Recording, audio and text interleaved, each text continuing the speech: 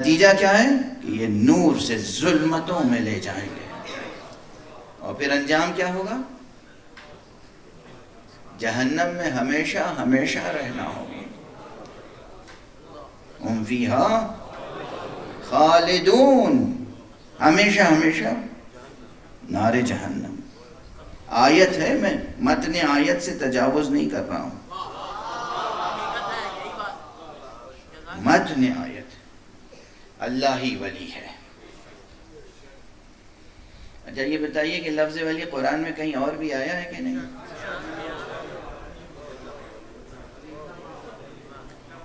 ماشاءاللہ، دیکھیں یہ ہے مدرسہ عزا کی برکت۔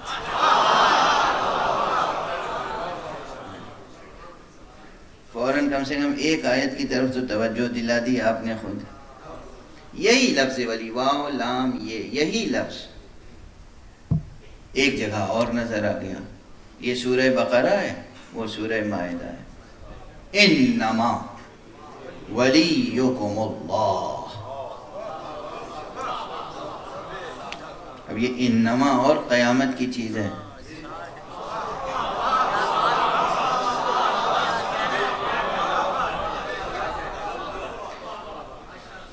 مولانا تشریف فرمائیں اور فاضل حوزہ علم قم ہیں، عربی گرامر کی نزاکتوں سے واقف ہیں، اور حضرات ہوں گے یہاں پر بزم میں موجود جو عربی زبان کے پروفیسر صاحبان ہیں، لیکچرر صاحبان ہیں۔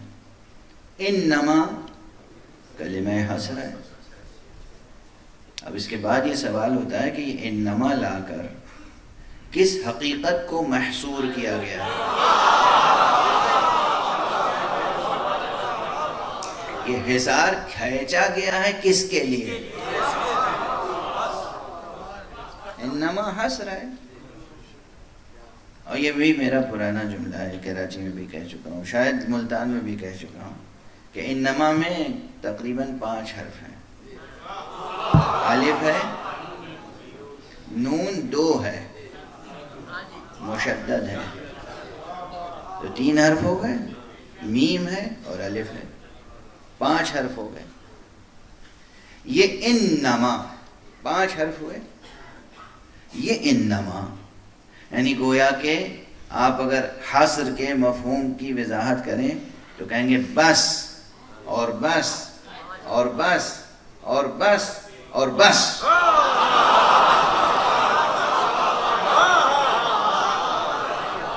اس طرح گفتگو ہو رہی ہے نا، بچوں کو بھی یاد رہ جائے گا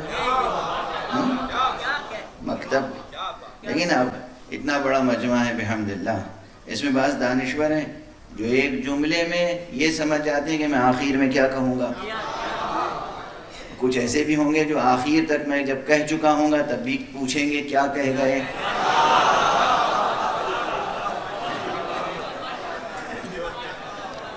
یہ بھی تو دونوں طرح کی سطحیں ہوں گی۔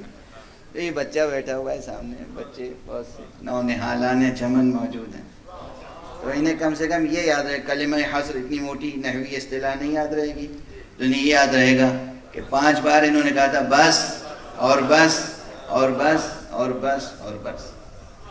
یہ بس بس کس لیے کہا جا رہا ہے؟ یعنی بس تمہارا ولی اللہ ہے۔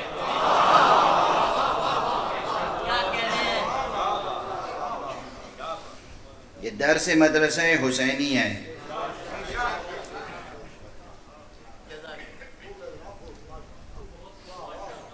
مسلمانوں، توحید کی دہائی دینے والوں، توحید سیکھنا ہے تو اب صرف ایک ہی توحید معتبر ہے، وہ توحید جو حسین سے سیکھی جائے۔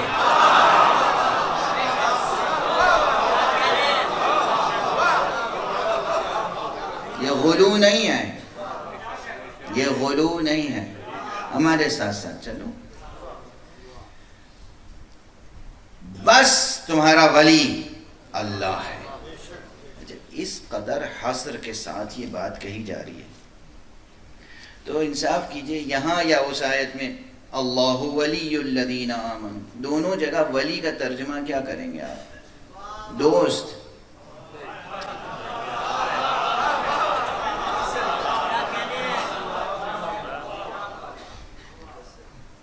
سائنس تو آپ کو صرف حیوان کہتی ہے، اللہ ہی آپ کو شرف بخشتا ہے انسان کہتا ہے، اور آپ اتنا سا اعزاز پا کے ایسی پرواز کرنا چاہتے ہیں کہ اللہ کو اپنا دوست کہنے لگتے ہیں۔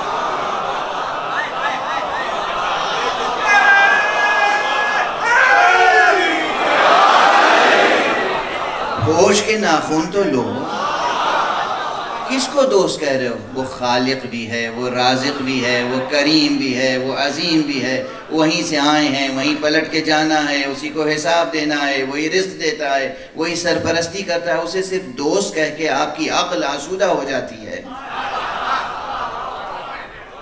وہ ولی ہے، یعنی وہی حاکم ہے، وہی سرپرست ہے۔ اللہ سرپرست ہے، اللہ حاکم ہے، اللہ کے علاوہ کوئی سرپرست نہیں ہے۔ دوست کا اطلاق تو آپ کسی پہ بھی کر سکتے ہیں۔ دوست کے لیے عربی میں صدیق کا لفظ بھی ہے، دوست کے لیے عربی میں حبیب کا لفظ بھی ہے، دوست کے لیے عربی میں محب کا لفظ بھی ہے، محبت کرنے والے کے لیے عربی میں عشیق کا لفظ بھی ہے، عاشق کا لفظ بھی ہے۔ دوستی اور محبت کے لیے بہت سے الفاظ ہیں عربی میں۔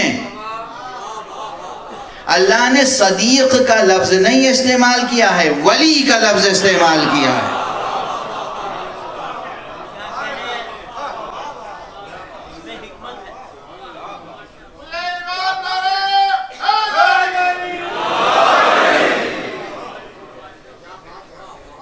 اللہ صدیق نہیں ہے، اللہ رفیق نہیں ہے، اللہ حبیب نہیں ہے اس معنی میں جو آپ کہتے ہیں نا دوست۔ اللہ ولی ہے، حاکم و سرپرست ہے۔ مگر لفظ حاکم کے لیے اور جو الفاظ استعمال ہوتے ہیں ان میں اور ایک صلوات پڑھ دیجئے محمد،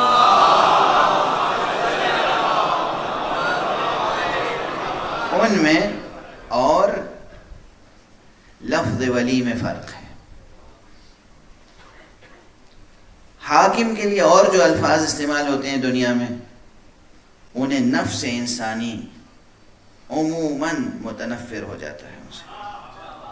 بادشاہ، حاکم، ڈکٹیٹر وغیرہ وغیرہ، یہ جتنے جمہوریت، طاغوتیت، آمریت، شہنشاہیت، ملوکیت، یہ الفاظ نفس انسانی بہت زیادہ ان الفاظ کو پسند نہیں کرتے،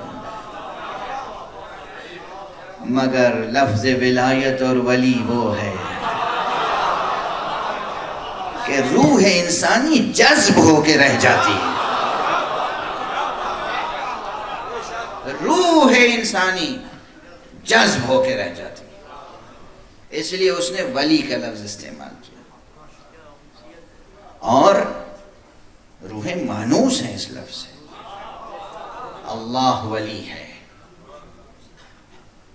لیکن اللہ غیب الغیب ہے۔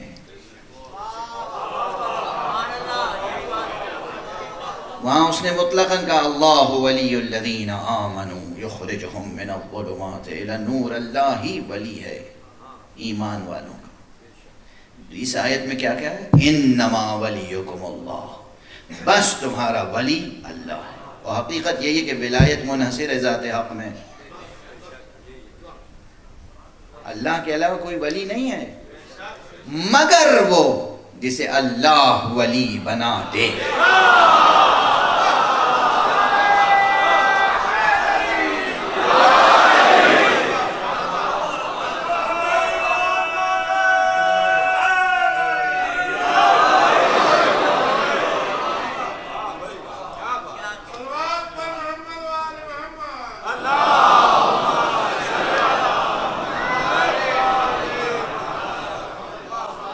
مگر وہ جسے اللہ ولی، یعنی اسلامی سیاسی نظام، قرآنی سیاسی نظام ڈکٹیٹر کو قبول نہیں کرتا، ولی کو قبول کرتا۔ معصوم ہو تو ولی معصوم ہوگا، معصوم پردہ غیب میں ہو تو ولی فقیہ ہوگا، مگر ہوگا ولی، ولی ہوگا۔ اللہ ولی ہے، یا وہ ولی ہے جسے اللہ ولی بنا دے۔ چنانچہ رسول اللہ صلی اللہ علیہ وآلہ وسلم اللہ کے بعد اگر ولی ہیں تو اللہ کے رسول، کیوں؟ ہم نے انہیں ولی بنایا ہے۔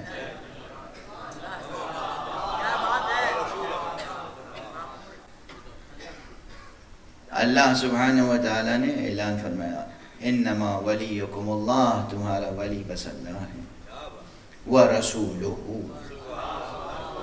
اور اللہ کا رسول تمہارا ولی ہے۔ وَالَّذِينَ آمَنُوا الَّذِينَ يُقِيمُونَ الصَّلَاةَ وَيُؤْتُونَ الزَّكَاةَ وَهُمْ رَاكِعُونَ، اور وہ صاحبان ایمان ولی ہیں، جو ایمان لانے والے ہیں، جو نماز قائم کرنے والے ہیں، جو زکوٰۃ دینے والے ہیں، حالت رکوع میں۔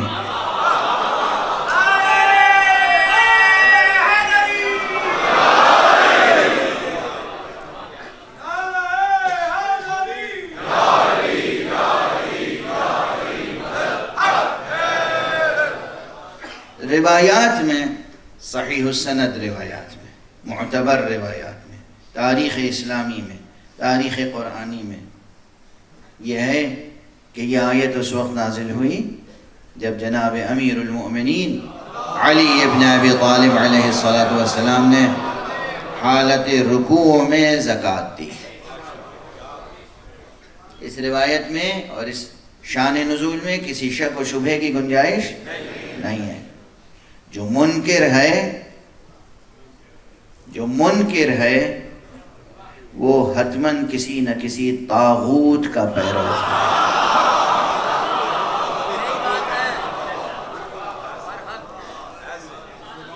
جو منکر ہے اس کا تعلق کسی طاغوت سے ہے۔ اس میں کسی شک کی گنجائش نہیں کہ وہ ولی علی ابن ابی طالب ہیں جنہوں نے نماز میں حالت رکوع میں زکوٰۃ دی۔ یہاں پہ میں ایک شبہ کا چونکہ سوال ہوا تھا، اگرچہ پہلے بھی جواب دے چکا ہوں، لیکن اسی سفر میں ملتان میں ایک نشست میں سوال ہوا تھا، اس وقت اس بڑے مجمع کے سامنے میں اس سوال کو دہرا دوں، اس کا جواب عرض کر دوں اور گفتگو کو فی الحال آئندہ کے لیے ملتوی کر دوں۔ سوال یہ ہوا تھا کہ بھئی آپ حضرات اس قدر یقین کے ساتھ کہتے ہیں کہ بس رسول اللہ کے بعد ولی علی ہیں، تو اگر ایسا ہی ہے تو اللہ سبحانہ و تعالیٰ نے قرآن مجید میں صاف صاف نام علی لکھ کیوں نہیں دیا؟ یہ سوال بار بار ہوتا ہے۔ اگر ایسا ہی ہے تو اللہ سبحانہ و تعالیٰ نے آخر کیوں نہیں نازل فرما دیا وحی میں نام علی؟ تو جناب والا ایک گزارش کر دوں، یہاں سب دانشمند بھی تشریف فرمائیں اور یقیناً لا کے ماہرین بھی ہوں گے، اور ابھی یہ بزرگ نسل موجود ہے جس کے سر پہ سفید بال نظر آ رہے ہیں۔ ویسے تو اب میرے چہرے پہ بھی سفید بال نظر آ رہے ہیں، مگر ان کے سروں پر جو سفید بال ہیں وہ بزرگی کی نشانی ہے، میرے چہرے پہ جو سفید بال ہیں وہ میری کمزوری کی نشانی ہے۔ یہ بزرگوار حضرات تشریف فرمائیں، انہوں نے اس ملک کو بنتے دیکھا ہے، پاکستان، ہندوستان، یہ بنا ہے آپ کی آنکھوں کے سامنے، آپ کی آنکھوں کے سامنے ان ملکوں کا کانسٹیٹیوشن بھی بنا ہے۔ کانسٹیٹیوشن کے اپنے اصول ہوتے ہیں۔ جب کانسٹیٹیوشن لکھا جاتا ہے تو اس میں جو کسی جمہوریہ کا بانی ہے اس کا نام لکھ دیا جاتا ہے، جس نے تحریک چلائی، بنیاد رکھی، اس کا نام صاف صاف ہوتا ہے. لیکن جو عہدے، جو مناصب مستقل ہوتے ہیں آئندہ کے لیے، ان پر اوصاف لکھے جاتے ہیں، نام نہیں لکھا جاتا.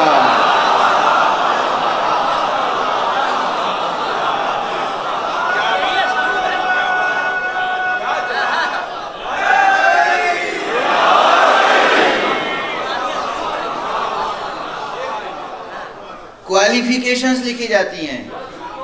جس شخص میں یہ شرطیں ہوں گی وہ وزیر اعظم بن جائے گا، جس شخص میں یہ شرائط ہوں گی وہ صدر بنے گا، جس شخص میں فلاں خصوصیات ہوں گی وہ گورنر بنے گا.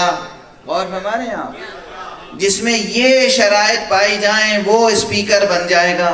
شرائط لکھے جاتے ہیں، شرطیں لکھی جاتی ہیں، نام نہیں لکھے جاتے. اور اگر نام لکھ دیا جاتا قرآن مجید میں، توجہ رہے دو نکات کی طرف، قرآن مجید میں چونکہ دین اسلام کے بانی محمد مصطفیٰ صلی اللہ علیہ وآلہ وسلم ہے، اس لیے حضور کا نام گرامی ہے. مگر حضور کے بعد کون جانشین رسول ہوگا؟ اگر نام لکھ دیا جاتا تو نام رکھ لینا آسان ہوتا ہے، وصف پیدا کرنا مشکل ہوتا ہے.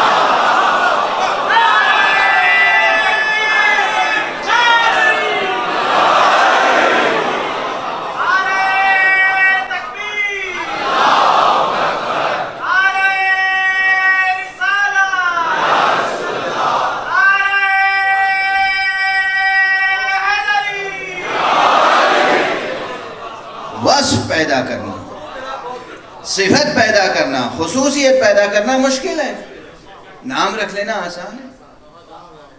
اس لیے قرآن مجید نے اوصاف لکھے.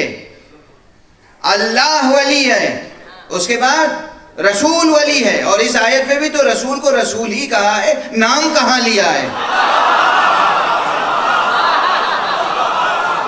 اس آیت میں کم از کم یہی کہا ہے کہ اس کا رسول ولی ہے. اور کون ولی ہے؟ جس میں یہ صفتیں پائی جائیں. صفتوں کا پیدا کرنا آسان نہیں ہے اور نام رکھ لینا بہت آسان ہے. اس لیے اگر کہیں نام ہوتا نا قرآن میں تو تاریخ اسلام پڑھیے. یہی تاریخ اسلام ہے جو بتاتی ہے کہ بنو امیہ کے دور میں نام علی رکھنا جرم تھا. واقعات موجود ہیں تمام تاریخوں میں. اگر کسی کا نام علی ہوتا تھا تو وہ اپنا نام بتانے سے گھبراتا تھا، خوف کا عالم تھا. اسی سیاست میں پھر ہوتا یہ کہ ہر شخص اپنے بچے کا نام علی رکھتا.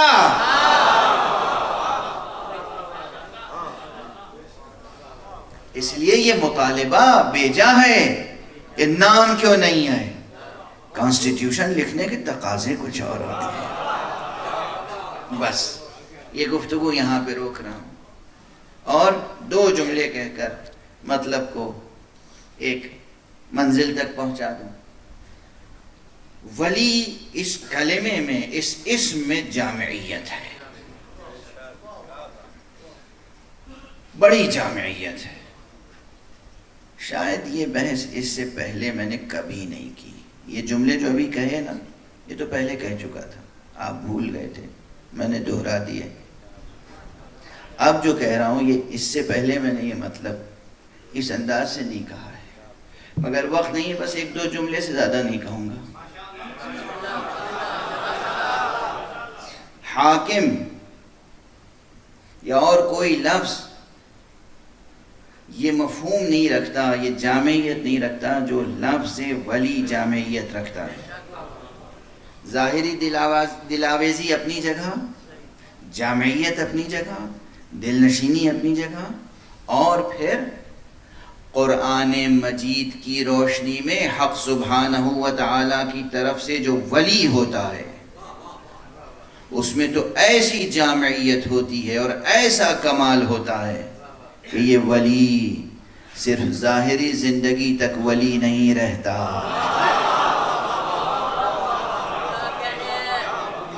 اس کی ولایت ختم نہیں ہوتی، اس کا جسم، ظاہری جسم سپرد خاک بھی کر دیا جائے تب بھی اس کی ولایت برقرار رہتی ہے۔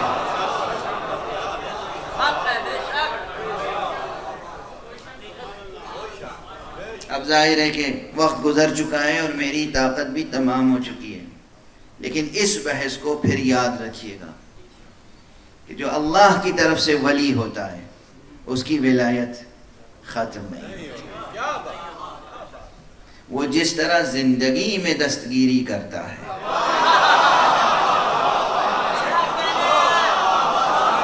صبح کے ساتھ دل بولا علی مولا، علی مولا، میرا حاجت روا بولا علی مولا، علی مولا، اے حیدری یاری یاری یاری وہ جس طرح ظاہری زندگی میں دستگیری کرتا ہے اسی طرح وہ اپنی شہادت کے بعد بھی دستگیری کرتا ہے، اور اسی لیے ان اولیاء کو پکارنا نہ بدعت ہے نہ شرک، ہم اسی کو تو پکار رہے ہیں جسے اللہ نے ولی بنایا ہے۔ اللہ نے جسے ولی بنایا ہے اسے بھی پکارنا اگر شرک ہو تو توحید کس کا نام ہے؟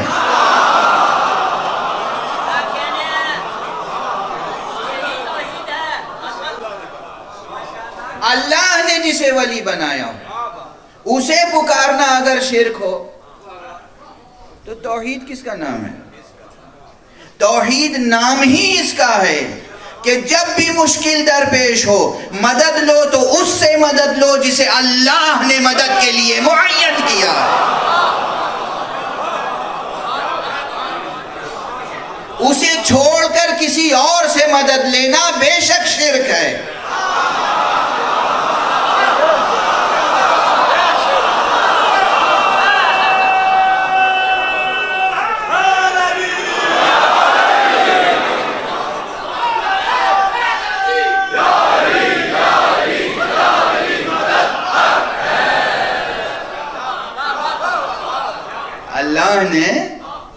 اللہ نے جسے ولی بنایا، اللہ نے جسے دستگیری کے لیے بھیجا، اللہ نے جس کو ہدایت کے لیے بھیجا، اللہ نے جسے رہنمائی کے لیے بھیجا، اللہ نے جسے ہمارے معاشرے کو منظم کرنے کے لیے بھیجا، ہم اسے چھوڑ دیں اور کسی اور سے کہیں کہ آئیے آپ ہمارا انتظام سنبھال لیجئے، یہ شرک ہے،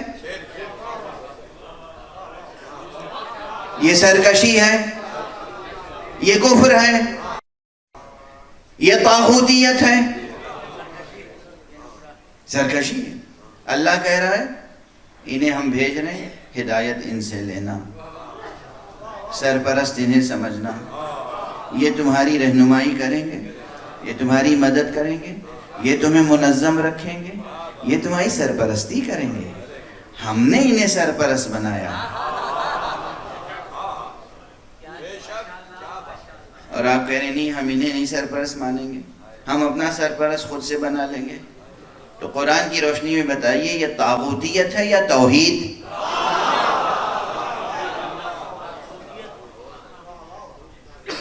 یہ طاغوتیت ہے یا توحید؟ اور کھلی ہوئی طاغوتیت کا آغاز کہاں سے ہوتا ہے؟ کہ جب امیر المومنین علی ابن ابی طالب علیہ السلام کی ولایت کا اعلان فرماتے ہیں رسول اللہ اور کہتے ہیں من کنت مولا فہذا علی مولا۔ کون کہہ رہا ہے؟ رسول کہہ رہے ہیں، رسول کہہ رہے ہیں۔ اور رسول سے آگے کوئی یہ پوچھے کہ بتائیے یہ آپ اپنی طرف سے کہہ رہے ہیں یا اللہ کی طرف سے کہہ رہے ہیں؟ معلوم ہوا کہ طاغوتیت کا آغاز ہو گیا ہے۔ اللہ کا رسول جس کے لیے اعلان کر رہا ہے، کوئی آپ کہہ رہے ہیں ہمیں یہ نہیں چاہیے ہم خود سے بنا لیں گے،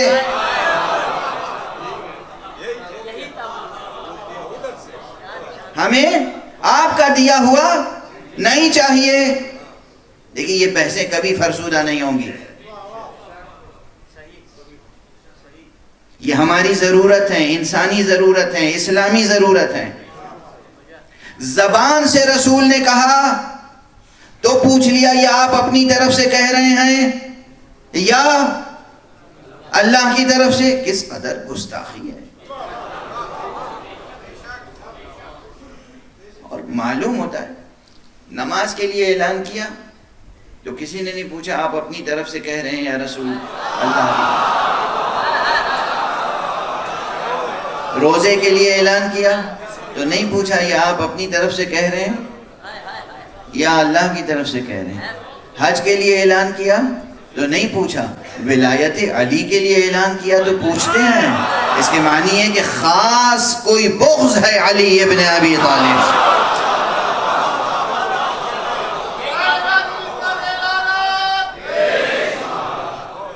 خاص کوئی بغض ہے علی ابن ابی طالب سے. تاریخ ہے غور فرمانے ہم رسول سے یہ پوچھنا کہ آپ اپنی طرف سے کہہ رہے ہیں یا اللہ کی طرف سے. اور پھر جب اللہ کے رسول اس دنیا سے تشریف لے جا رہے تھے تو کہا لاؤ قلم لے آؤ، کاغذ لے آؤ، میں کچھ لکھوا دوں تاکہ میرے بعد تم گمراہ نہ ہو. لن تضلوا بعدی، لن کا لفظ ہے. میں جو اس وقت لکھواؤں گا اس کے بعد تم کبھی گمراہ نہیں ہوگے.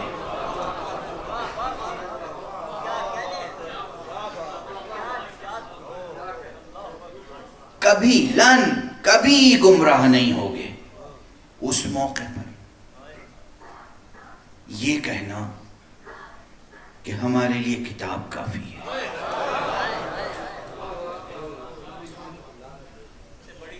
اور فرمانے یہ معمولی مسائل نہیں ہیں.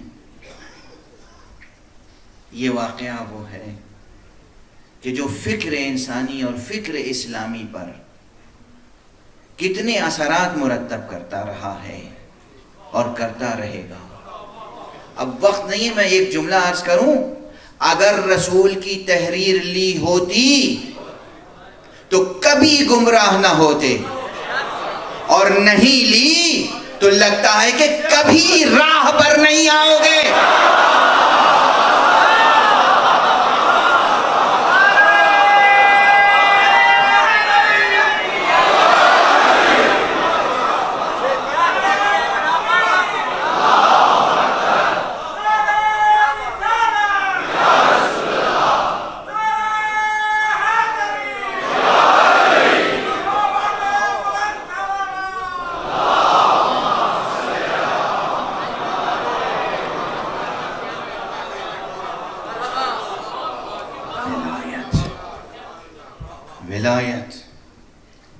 ولایت قرآنی نظریہ ہے معاشرے انسانی کو منظم کرنے کے لیے. ولایت کی حقیقت کو سمجھیں، ولایت کی برکات کو سمجھیں. اللہ سبحانہ و تعالیٰ کی ولایت کا تصور